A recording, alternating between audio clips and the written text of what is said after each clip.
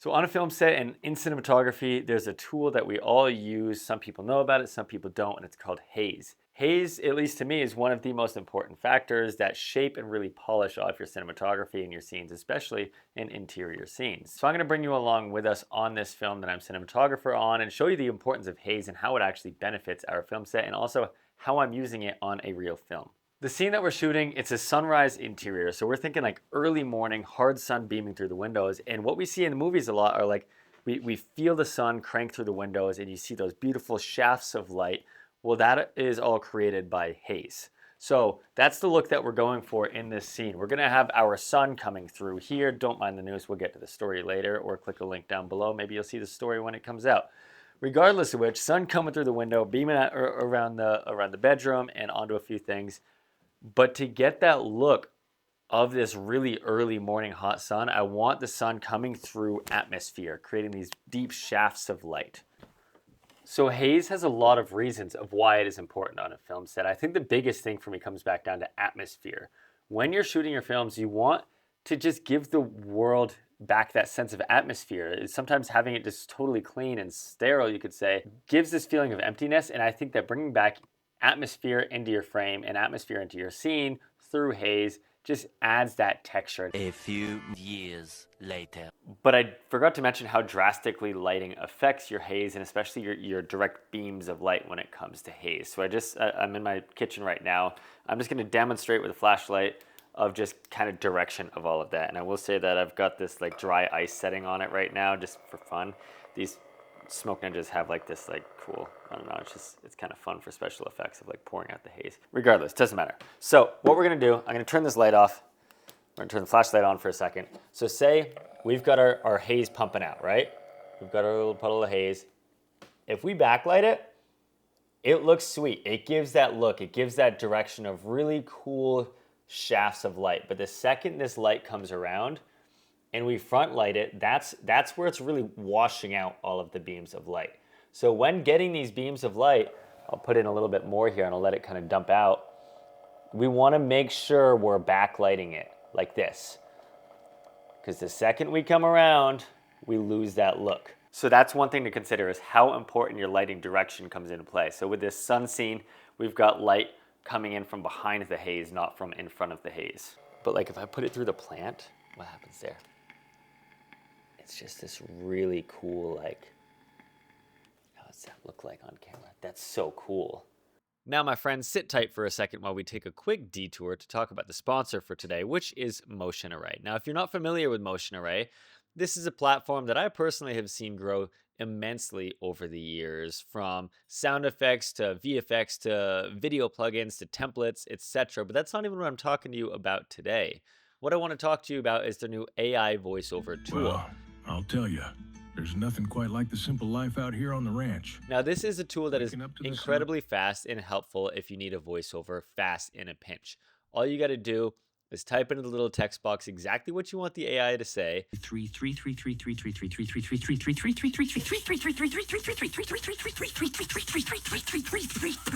And then you go in and customize who you want to say it. It gives you all of these different options, and you can even diversify the sound coming out of their digital mouth, I guess.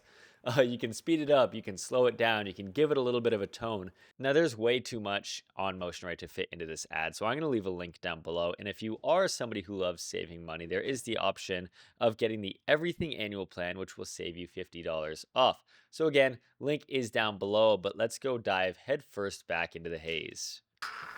So with haze, one of the things that I do a lot is you want to put it in the back of the scene, because if you've got it between the subject and the camera, it's just going to be hazy and muddy and it doesn't look as good. So this is going to be the back corner. I just want a little bit of atmosphere when the lights are bouncing around here. I just want to bring up that low end just a little bit. So I'm just going to stick it right in the back of the scene. We'll have them wafted as well. But it's important to have it in the back because what you want to do is create atmosphere as the background falls off and not atmosphere between your talent and your camera, because then it just doesn't look as contrasty, doesn't look as good. So that's my goal with this.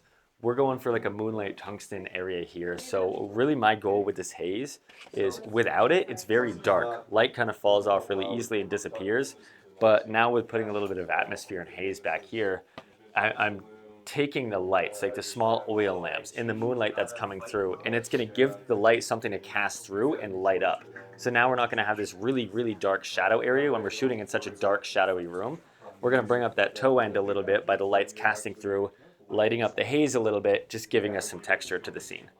So I've been using a lot all these portable hazers from a company called PMI. If you're not familiar with them, you should probably get familiar with them because they really take hazing to a whole new level as far as portability goes.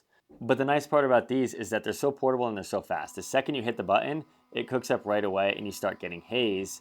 All the time when I'm on shoots, we always forget about haze. It always happens and then we're like, shit, where's the haze? And then it's cold and then you don't get the haze and then it doesn't look as good. And then you're like me and you're really sad. So we don't want to do that. So what I've got here are the Smoke Ninja Pros. These are brand new. It's kind of the successor to the original Smoke Ninja. This one is just the smallest. It's the smallest form factor, but then you also can build them out to this big old thing. Essentially, it's 3 of them built on together. So all you can do is just hit 3 and it cooks up all of them. Now the basic, just one Smoke Ninja Pro alone probably fills up like 400 square feet. But with 3 of them, they say it fills up to a room of like 1,500 square feet. So it's starting to get to really large rooms that can fill up a large space with the haze that you need. So these have been very much so something that I throw in with my kit to be able to get haze fast and quick and easy. So they've also got this fan attachment as well. It's all Bluetooth now, but the new one, like the Smoke Genie, it was kind of tedious. They've got the fan attachment that just plugs straight in. It all communicates on Bluetooth. So I hit off on here, that turns off. But the fan is just gonna help waft it, so you don't have to run around with like a 4x or a cutter or anything just to waft it around. It's just going to move it around like that and just get it to where you need it to. And again, I'm just putting it in the back corner because ideally I want to bloom a little bit of this. I want to bloom a little bit of that light that's going on there. Sorry, Tyler. But of course, there are times when haze is not appropriate, and this is actually one of them. So we're in this night interior scene, and we've got a lot of controlled little pockets of light coming from Mystery Land out here. Like, for example, we've got this tungsten 300. That's a very spotlighty source. So the second we shine haze in there, we see just a beam of light coming over here. But this is supposed to be faking that the oil lamp is over there. So that'll just give away all of your light sources. So for example, we've got like these 8 different lights that are all little pocket lights punching in little pools everywhere. It'll just give away our light sources. So that's a time when if you want to hide your light sources and it's a lot of specular hard light, it'll give away where all your light's coming from. Maybe that's the time then you should hold off on using haze. And to compensate for that, we actually added more diffusion into our camera. So now instead of an 1/8 opaline or mist diffusion, whatever you want to call that, we're going with a 1/4 opaline. So to wrap out of this, I like to think of haze as just another tool, as is your lighting, as is your lens, as is your camera choice when it comes to cinematography. It is honestly a very important element that I always consider when on every project because it can drastically change the look of an image. Of course, it's not for every single scene, but me personally, I love to use it whenever possible and whenever fitting. So here are just some of many tips. If I missed any, please leave a comment down below so we can all learn just a little bit more about haze. But I'm going to leave this video here. I hope you guys have a great morning, evening, day, night, whatever it is for you. And I love you and good night.